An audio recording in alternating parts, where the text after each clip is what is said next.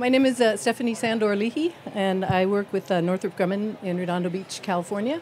And I'm going to be describing a project we're doing right now for NASA ESTO, Sustainable Land Imaging Technology Development, centered on miniaturization. I'll tell you my punchline first. Miniaturization of Earth remote sensing instruments. So let me move on here. So we're focused on spectral sensing.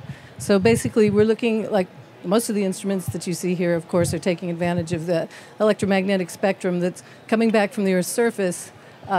We are in particular looking in the visible near IR out to the long wave IR infrared region.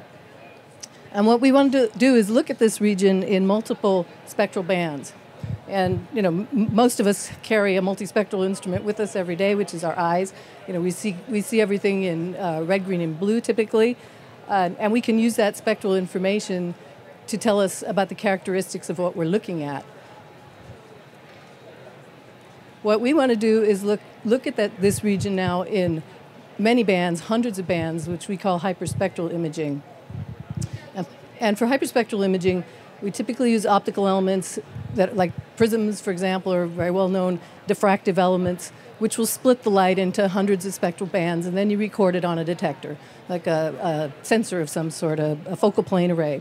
So this is just a depiction of a satellite-based hyperspectral imager passing over the ground and recording a spectrum from each pixel on the ground. So your image for each pixel, instead of being a red, green, or blue, it's an entire spectrum.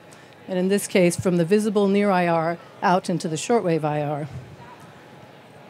Why do we do this hyperspectrally? Multispectral instruments, of course, like Landsat, tell us an abundance of information about land surface, land cover, land change. Hyperspectral information also on top of that can give us fine details in these spectra, that fingerprint material. So it can tell you not only what the material is, but maybe in the case of vegetation, for example, it can tell you whether it's in senescence, what its growing state is. It gives you a lot more potential for a lot more information.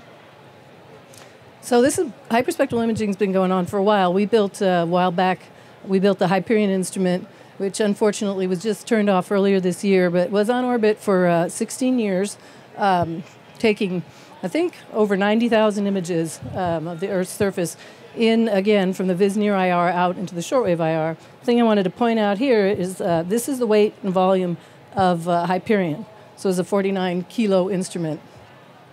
So what we're trying to do, and where sensor technology in general is going these days, is towards miniaturization.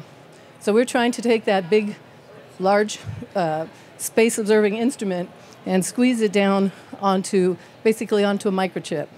So what we're using is called integrated photonic technology, and these devices use waveguides, and they guide light just like a microelectronic circuit guides electrons, so guides electricity. In this case, we're using photonics to guide light. So this here is a scanning electron microscope showing one of our waveguides, and you can see here what this does is guide the light in from a front-end optic, feeds it to a grating, which is blown up here, and then picks each wavelength up off of the grating. And in that way, we can record this spectrum that I'm telling you about, but again, at the microchip level.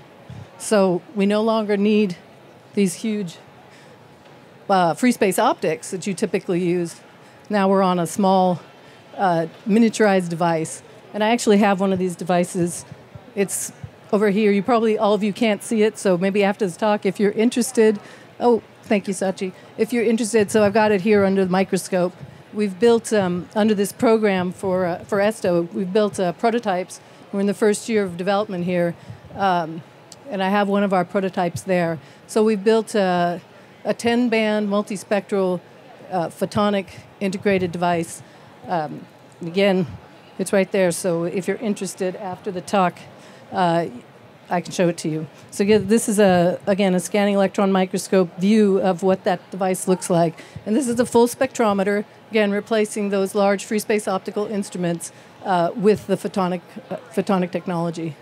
And I missed my time, but I got 2 minutes. So I think I'm good. So if there are any questions, I'll take them.